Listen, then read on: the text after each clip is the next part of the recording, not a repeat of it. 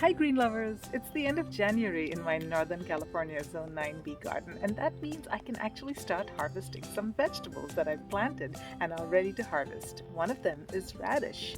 But in my Northern California Zone 9B garden, my spring season is very short. It gets warm so quickly, and before I know it, the radish is bolting and the peas behind me are starting to peter out. So in this video, I'm going to show you a hack that I use so that I can maximize my succession planting as well as my production, so I can enjoy radish longer and more of it coming right up.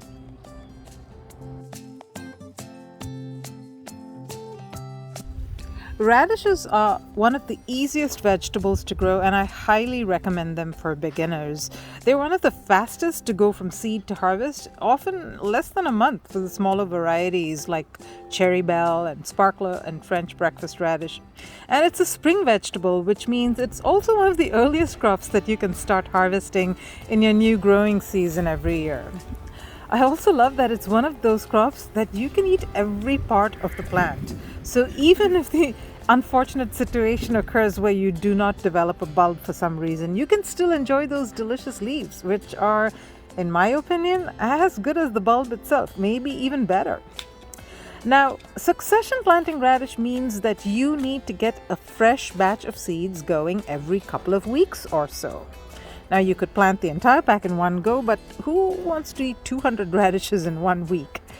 You can't leave them in the ground for too long either, because radishes and beets and those kinds of root vegetables, once they've passed their prime, they start to get woody and they don't taste very good. So you really do want to succession plant these babies. Now, radish can be direct sown in the garden. In fact, that's what I did in this batch. I just threw a whole bunch of seeds from a bag of mixed radish seeds in November of last year. It's January.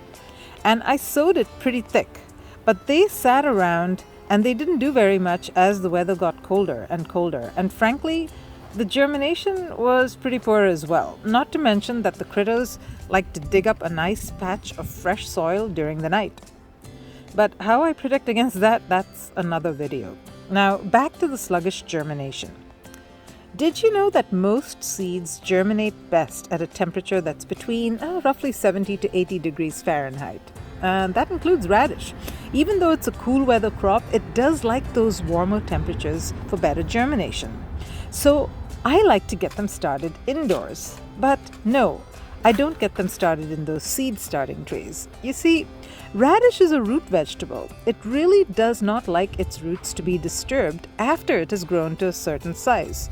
So the trick is to put them in their final location just when they are barely germinating. So here's what I do. I grab a handful of seed starting mix and I put it either in a Ziploc bag or in a container like this. Then I go ahead and sprinkle about 20 to 25 radish seeds in each, mix it up a little bit, and then I just leave it on my kitchen counter for a few days. Now, you really do want to check every single day to see if the seeds have started germinating.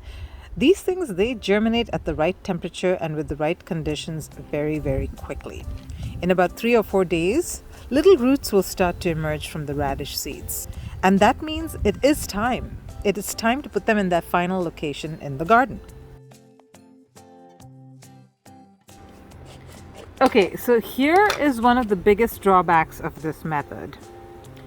You really need to be, and I mean really need to be, on top of your game as far as checking on these seeds every single day after those first couple of days.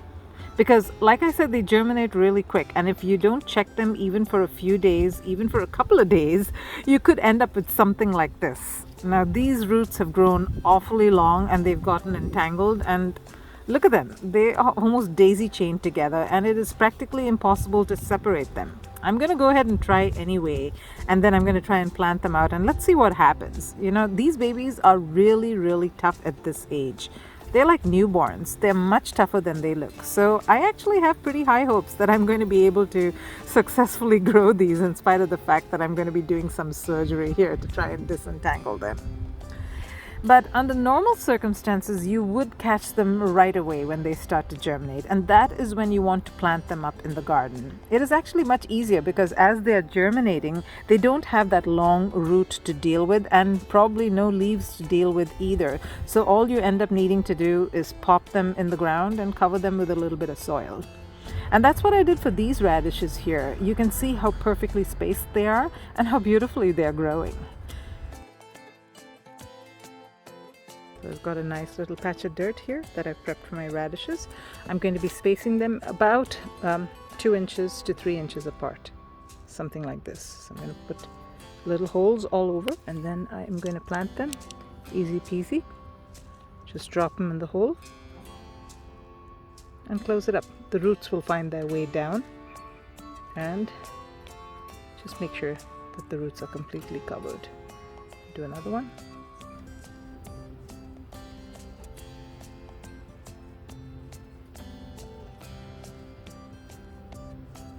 And don't forget to water it in after you are done. Oh yeah, and that critter control that I talked about? Well, this is one of those things that I use. Any kind of mesh put on top of these while they're little, that will help keep the critters away and help prevent them using it from a litter box. Now I did want to come back and show you how these little plants are doing, the ones that I had to disentangle the other day. I wanted to show you how they are growing. It's been about 3 days since I planted them. And as you can see, pretty much all of them have survived. Like I said, they're really tough at this age. So look at them. I've got some beautiful radish plants, beautifully spaced and growing really nicely. Do you have a favorite hack that you use to maximize your vegetable or fruit production? Do throw a comment below. And if you want to learn how to germinate carrot seeds a whole lot faster and more consistently, then do check this video here. Works for me every single time. And I think you might learn something new. Until next time, live green and love your greens.